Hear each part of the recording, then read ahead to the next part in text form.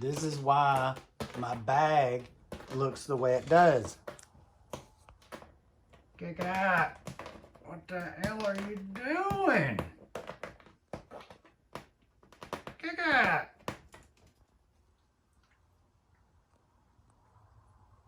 Are you done?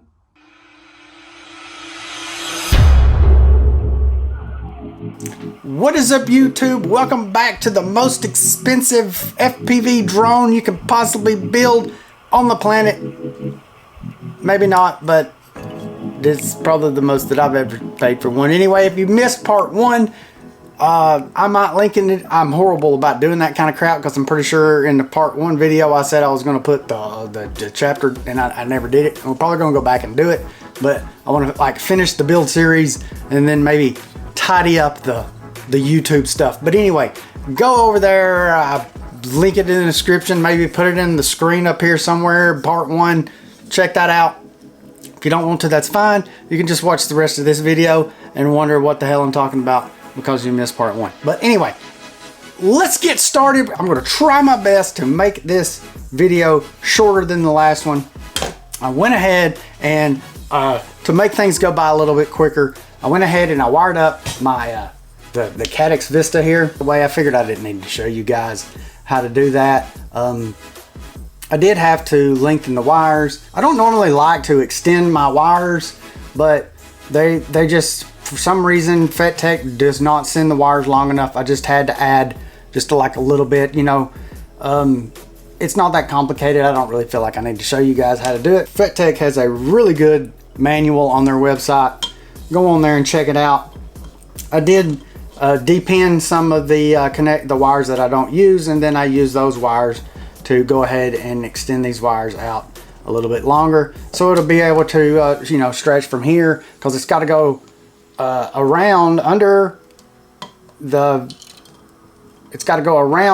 Vista and all the way up here and plug up onto the front of the flight controller, way up here in the front, the way that I want to orient the flight controller. You could probably like move your flight controller around and reorient it or whatever, and not have to extend your wires. I did say that this is a no compromise build, and I probably should go ahead and get the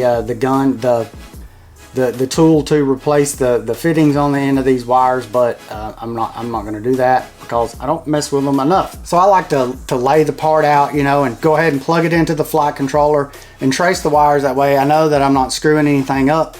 And then once I get done, I'll go over it and I'll check it with the multimeter and, you know, make sure from one end to the other that I have, you know, continuity and got them hooked up right. So I was doing that earlier after I went ahead and soldered up this receiver, and I noticed that something wasn't making a good connection.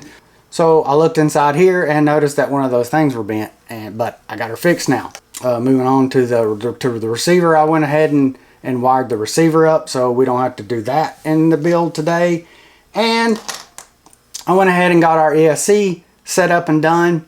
Went ahead and tinned up all the connections for the motor connections, and went ahead and made my XT60. I went ahead and soldered my wires to it, and then I cut my wires at the 1 inch mark, and then went ahead and soldered it up to the board.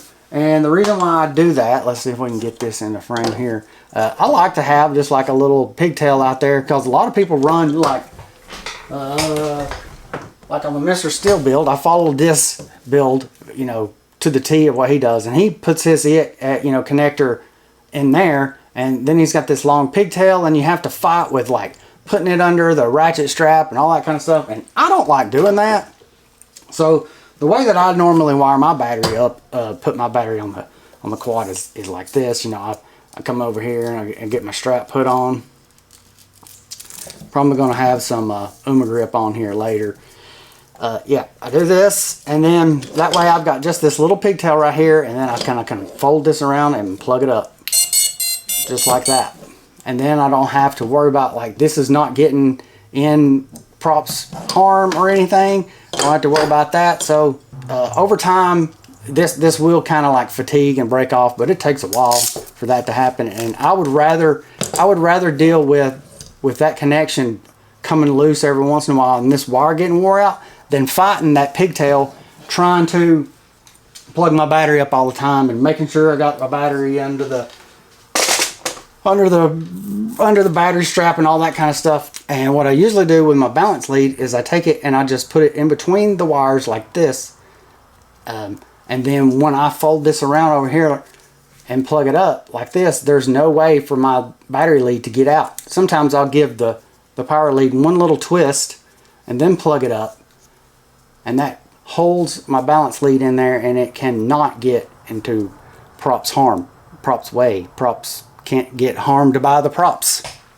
Yeah, so enough rambling. Did we ramble enough at the beginning? Let's get started. I think first what I'm going to do is we're going to go ahead and we're going to install our Mr. Steel V4. Doesn't say. I think they're 2345. That sound right? Yeah, that sounds right. 2345 kV motors, and then I'm replacing the prop nuts with my own little blue to match everything else in the build. Did I cover everything? Yeah, I think I did. All right, so let's get out our super expensive hardware here and some of our little motor skids. I do like the original motor skids for the Apex. They're pretty freaking cool. I'm gonna go ahead and squirt me out a little bit of Loctite right there. I always like to Loctite all my screws, especially on the motor bolts, because I've had a lot of motor bolts back out. Go ahead and get my screws in there. I'm going to show you guys how to put on. I mean, I know you know how to install a motor, but I mean, this whole video is basically about these screws, so I might as well video, you know, putting in a set of them, right? Because that's basically not really what the video is about, but definitely the star of the show. The rest of the hardware, I really didn't talk about that a whole lot. I had to source that from multiple different places. I actually bought the last in stock in a couple of places to get all the countersunk screws. I got like a whole kit that I've put together. It's got a bunch, that's all titanium screws that I've put together. Should have quite a few spares left over. I've already built basically 2 quads. I have all the hardware out ready. Got another quad set up. Yeah, so I should have enough to do all that. So now I am going to be using the big boy motor pants on here. I don't know if you guys have ever used these things before, but they pretty much break on the first crash. But if it can protect my motor that one crash, then I'm fine with that.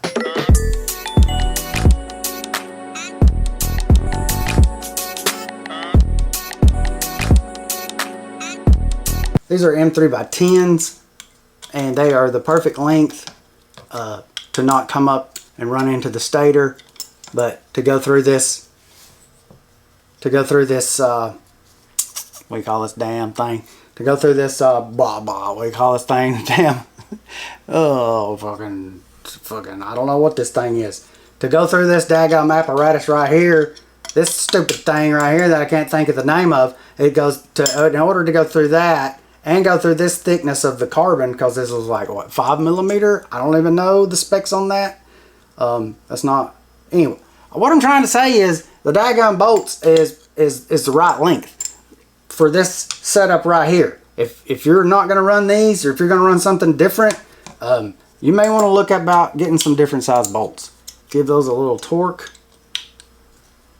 Don't want to over tighten it, because this will strip the aluminum right out of the motors.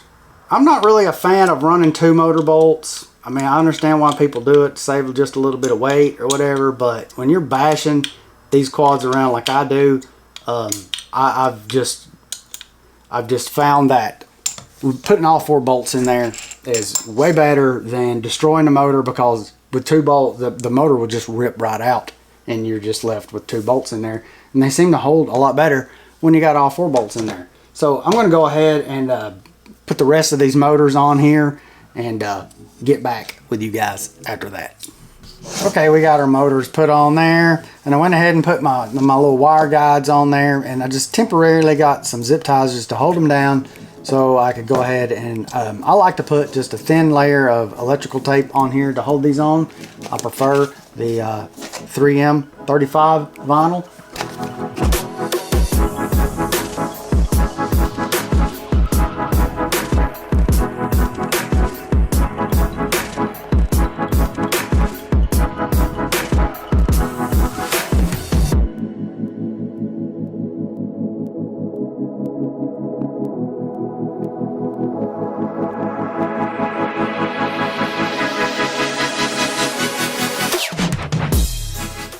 So what I kind of forgot to mention in the first video is that we were talking about, you know, these are 10 millimeter M3x10 bolts coming up through there, and I forgot to mention that I'm going to be running the Tiny's LEDs, the little, what are they called, the satellites, I believe, and that's the reason why our bolts need to be a precise length, so we'll have just enough room to thread on our rubber standoff and it hold the satellite on right there.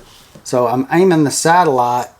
Well, I'll have to take these back off, but I'm going to just talk about the satellites for just a second.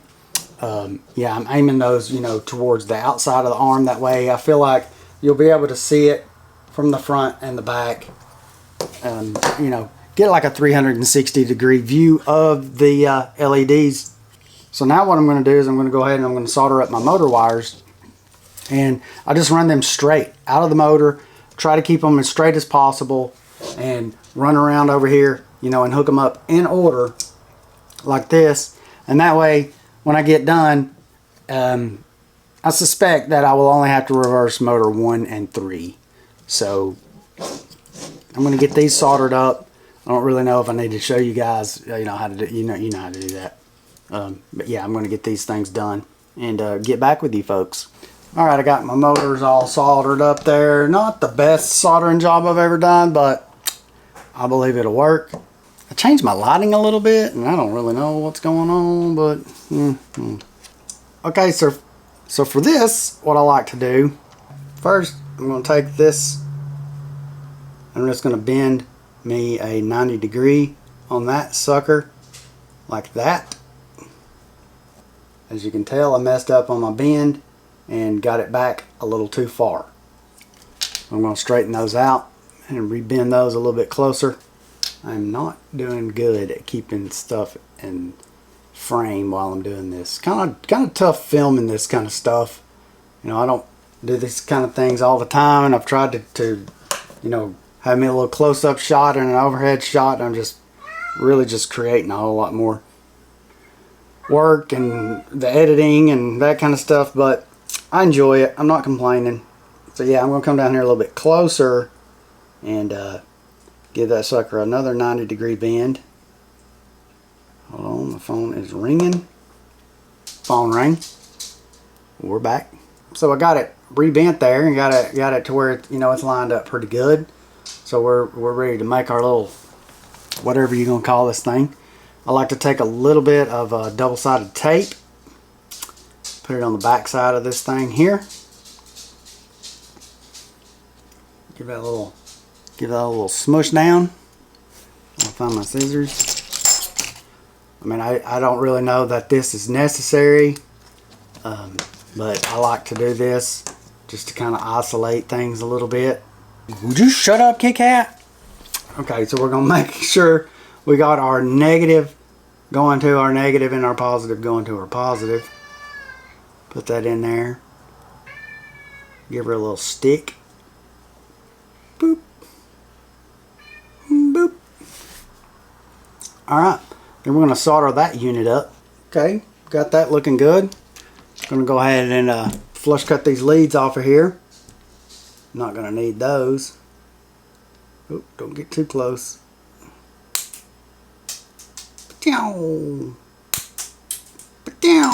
So now what I'm going to do is I'm going to tin up these little leads right here. Get a little solder on those. I've got some 20 gauge wire here. This camera angle is horrible. I keep covering up what I'm doing with my arm. cut that sucker off to where it's about as long as the lead that I'm going to be dealing with here. I'm just going to solder this wire just directly onto this lead right here. Clean my tip. You said tip. Come on, baby, get on there. There we go.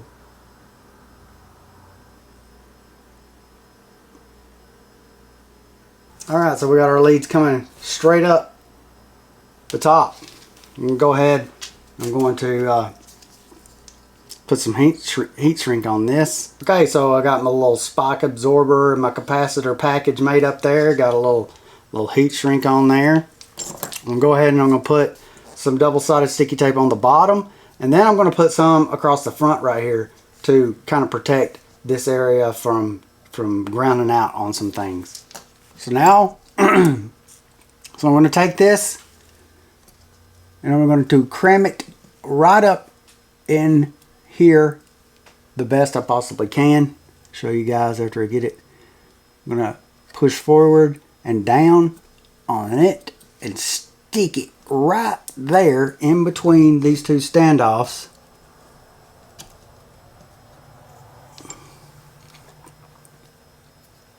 Got our leads going around here like this. We'll get those put on here, took care of here in just a second. The reason why we did that is because this thing here has the little cutout in it, and the way it works once we get our camera and stuff in here, it's got these little grooves right here on the side for the standoffs, and it will slip down and slip right over the top of that and hold that little package right there in its little spot. Not too bad, not too shabby. I really like how this build come out. I can't really speak on like durability of you know, I've my other quads that I've been flying for a while, like I flew the Chameleon for a while, the Chameleon TI for a while, you know, and then I swapped over to the TAC edition frame or whatever, and I have got that build like to an art. It's super durable. I never really have, knock on wood, I never really have problems with like things that I did when I was building it. You know, it's usually like failures of components and stuff like that. If that makes sense. Been doing this for a while, so about got her figured out. So yeah, like I said, I can't really speak on the durability of the build because I did fly the Apex a little bit last year, but from what I hear, it's pretty daggum durable, and I didn't fly hard, you know, like I normally do, but this year we're gonna find out. We're gonna find out. Let's go ahead and get these leads soldered on here. Might as well do that. We're looking for something about like that. Give these a little snippy snip right here. Okay, we got our little capacitor thingy-majigger mounted in there. Got her all soldered up nice and neat. So, what are we going to do next? What's next? I think we should go ahead and put our Caddx Vista back in here. So, back here on the antenna, I'm not 100%. This is trial and error because I'm not sure how durable this is going to be, because I normally like to run like a stubby antenna, because I crash a whole lot more going backwards than I do going forwards. You know, trying to matty everything that I possibly can and stuff like that. So I'm not real sure this is the setup that I'm going to stick with, but it's what we're going to do today. So some of you people might think that I'm crazy for doing some things that I'm fixing to do, but I have my reasons. So first thing what I'm going to do is I'm going to bend this thing way further than I feel like it is designed to be bent. I'm going to bend it hardcore. Can you get that in focus? I'm bend that sucker hard all the way around like this and loop it back on itself. And then I'm going to put a zip tie on it to hold it there. This will kind of make sense. I'll explain it here in just a second why I'm doing this. Probably just ruin the structural integrity of the coax or whatever that's inside there, but I think if I don't do this, it'll be worse in the end. Get my zip tied down on that thing about halfway right there like that. Get her good and tight. So there, I've done that. And then what I'll do, and I won't bore you guys with too much of this, but I'm going to take a file. And I'm going to file these edges right here and kind of round this over a little bit. Because this thing, what'll happen is it sticks down in here, and I'm trying to clear it so it doesn't rub.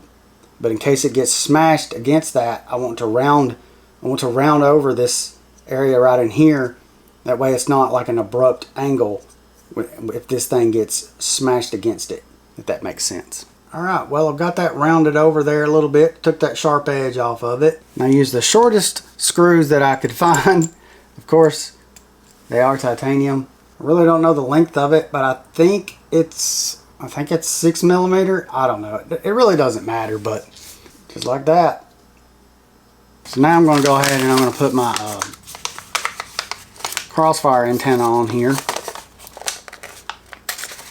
So I might have kind of overcalculated or something on this, but I have the extra extended, which has, I think, a 220mm lead on it, and it's definitely long enough to get the job done. Go ahead and get this put in here. I'm going to run my Crossfire under my ESC to the front.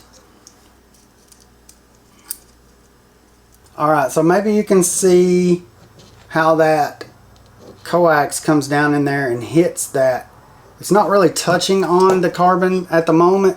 There's a small gap between there. You can probably see it right there. Just a little bit of a gap. But if you can imagine, you know, as soon as the antenna gets mashed in. Let me put the antenna on here. Give me some leverage. Yeah, so when I bend the antenna back and forth, that thing swings. But it's clearing, and that's why I've bent it around, because without it like that, it's literally just laying on the carbon, rubbing. So now it can swing back and forth, and it's not hitting any of the carbon. Even like a hard swing, it doesn't hit. It looks like it's hitting, but it's not. My lead is incredibly long, that it folds around and does this, but you know, it is what it is. Luckily, the way the Crossfire mounts in here, let's see it goes like this. We'll go ahead and we'll get our antenna snapped on there. I hate making videos like this because I feel like I'm monotone the whole time, and I don't have like the enthusiasm that I normally like to have when I'm doing videos. But I do enjoy making build videos, but these long how-tos or whatever they are, it's just not my thing.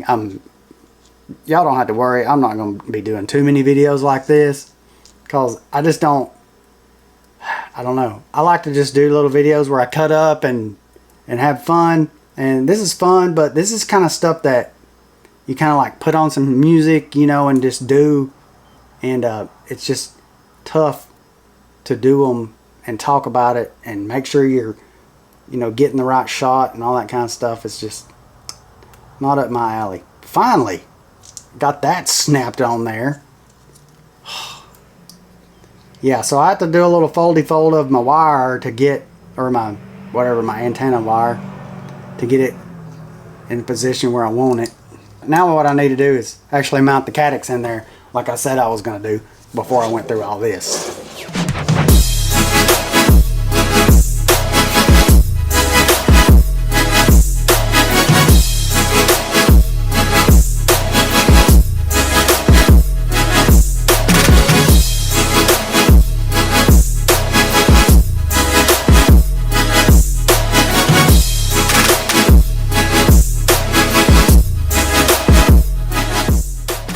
So our next move here is we're going to do our little tiny LED satellites.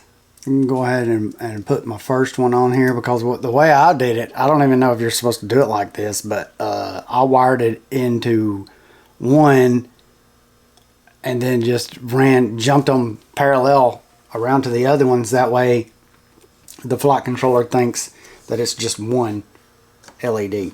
LED plugs into this port right here on the flight controller, and I went ahead and depinned all the wires that I don't need. And to try to keep the build as clean as possible, I'm going to run the wire under the flight controller. I know y'all can't see that. And around behind this standoff, and then over to the LED. So from Tiny LEDs, I got this wire that they sell there, some hookup wire, because I really didn't know what gauge that I needed or whatever. Ground, and then our DI, which is like the signal wire, and 5 volts. That's it. Kick out. What the hell? I'm trying to film a video here, man. Anyway, so now it's time to put the flight controller on. Okay, so this wire is coming from our receiver. It plugs in. Wait, let me get this thing turned around here like so. Yeah, so it plugs in here. Yeah, so ESC plugs in here. Give that little twist right there. All right, so the ESC wire plugs in on the bottom. Let me look at my other one here. How did I do that? Yeah, I just ran over that. All right. Yeah, ESC plugs in right here on the bottom. Right there. Our Caddx Vista is going to plug in here. I'm going to go ahead and plug it up, but I'm going to unplug it while I'm setting it up on the computer. That's another reason why I kind of like not having it direct soldered, because I can just kind of unplug the Vista so we don't melt it when we're trying to set up things in our KISS GUI here in a little bit. Get the wires tucked around where we need them so the flight controller can lay down there without binding up on anything. I really think I should twist this ESC a little bit more.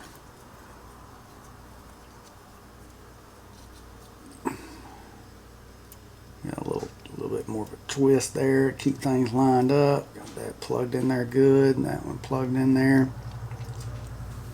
Now we can see if we can get this thing laid down here without really, you don't want to like have to mash down on it, but it's got, you know, a little bit of spring from the wires and stuff, but it is going down there and meeting our things flush, so no problem there. All of a sudden the cat has decided it's time to do cat things. I'm getting one of my nuts out here. Little blue fancy. What is your problem all of a sudden? Shit, he ain't made a poop all damn day. He ain't said nothing, and now all of a sudden he's... Yes, sir. It's coming together. There's only one more thing we got to do after this. This is definitely a personal preference. There we go. We got her in there now. Squish it in there. But now it clears my XT60 okay now. I've got it plugged in there. Got my got my flight controller mounted in there all nice and isolated from vibrations. Alright, so basically we can hook a battery up to this thing and make it explode. But first what I'm going to do is I'm going to check it with the multimeter before I do that. Make sure that I haven't got anything like too terribly messed up. Looking good so far. Looking good so far. Alright. Let's back this camera up. Oh, that wasn't him recording none. Let's back this camera up. See if we can get a quick close-up of this thing catching on fire when I plug the battery up. We're just going to plug it up. Just going to plug it up. Oh, but I am going to unplug the Vista because I don't really want to fire it up just yet. So I'm going to unplug that Vista, and then we're going to plug the quad up. Well, let me grab a battery. Oh, I got one right here. I forgot about it. Here we go. I'm always nervous. I've built so many quads. I've only had bad things happen once. I don't use a smoke stopper, but anyway, here goes nothing. Yay!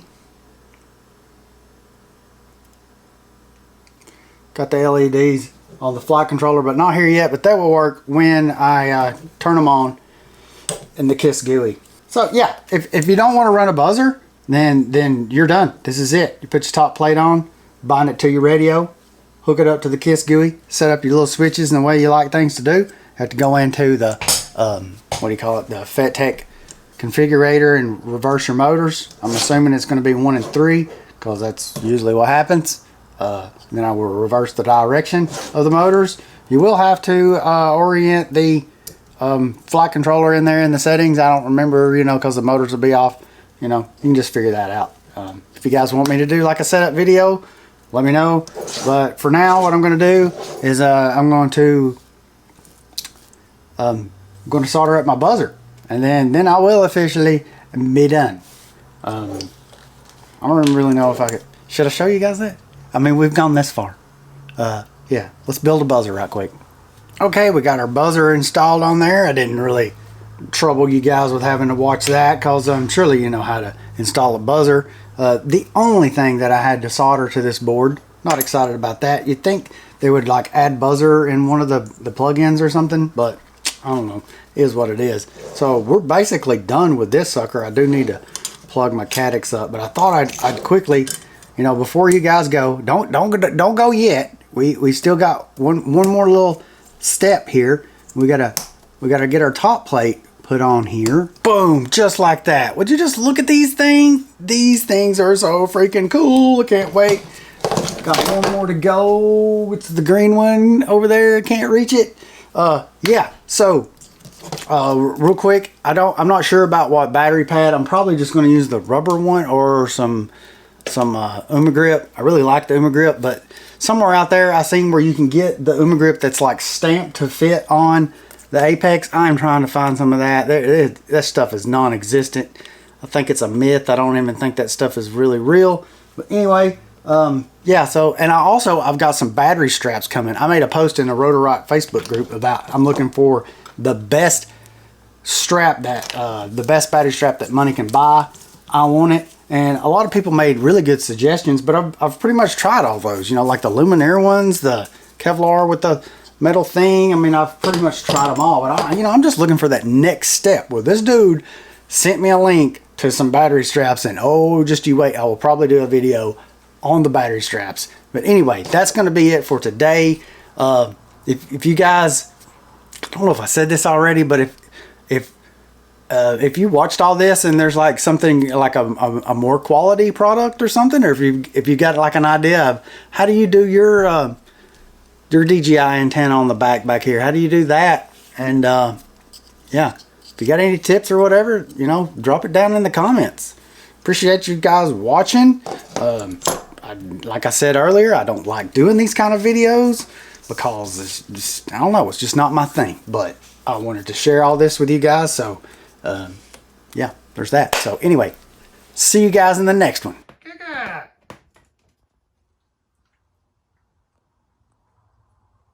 Are you done?